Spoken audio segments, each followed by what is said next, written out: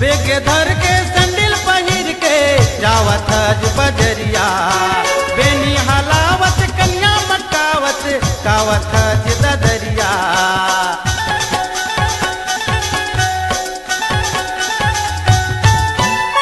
बेगे धर के संडिल पहिर के जावत हज बजरिया बेनी हलावत कन्या मटकावत कावत हज ददरिया सब तूरा तोर पाछू परे है सब तूरा तोर पाछू परे है बाली हवे तोर कुमरिया तू रमन के लार बोहागे ए टूरी वो गवैहा तू रमन के लार बोहागे ए टूरी वो गवैहा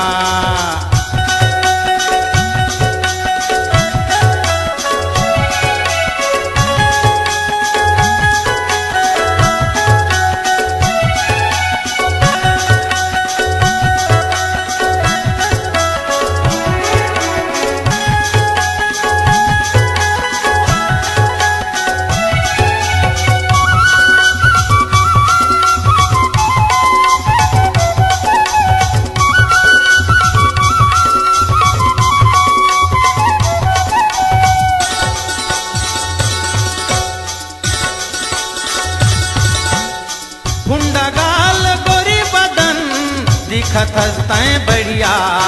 न के मनथनी काने माँ बाली पावे माँ पैजनिया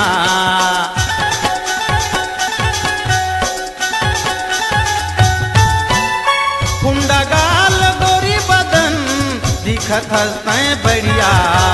न के मनथनी काने माँ बाली पावे माँ पैजनिया अकेला जाता घूमे झनकर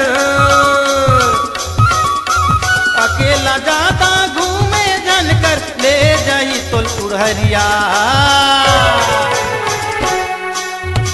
तू रमन के लार बोहागे ए टूरी वो गवैहा तू रमन के लार बोहागे ए टूरी वो गवैहा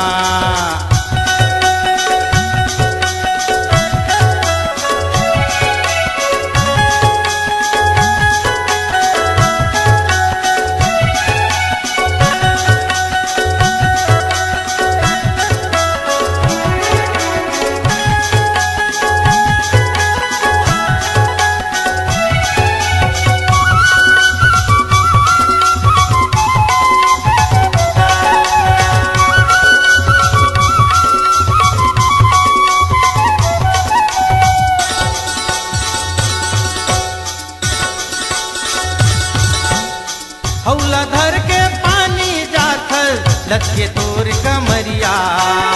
राजा मोला बना ले रानी हाँ तोर जहुरिया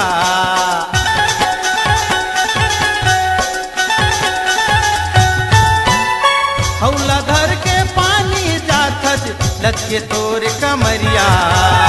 राजा मोला बना ले रानी हाँ तोर जहुरिया तोर बरमाया हवा भारी वो तोर बरमाया हवा भारी वो अभी ले हम कुंवरिया तू रमन के लार बोहागे ए टूरी वो गवैहा तू रमन के लार बोहागे ए टूरी वो गवैहा टूरी पहले संवरिया दिखत है बढ़िया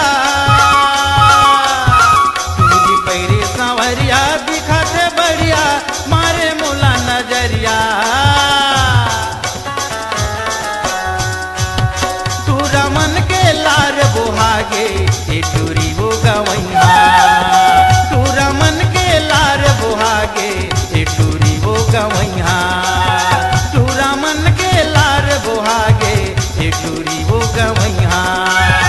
तू रमन के लार बोहागे ए टूरी वो गवैहा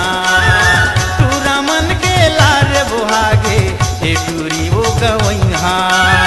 तू रमन के लार बोहागे ए टूरी वो गवैहा।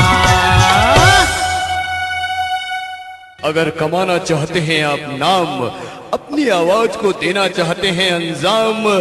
डिजिटल रिकॉर्डिंग के दुनिया में उभरता हुआ नाम Kanha recording studio Navagarh. Mobile number 9826220587 और दूसरा मोबाइल नंबर है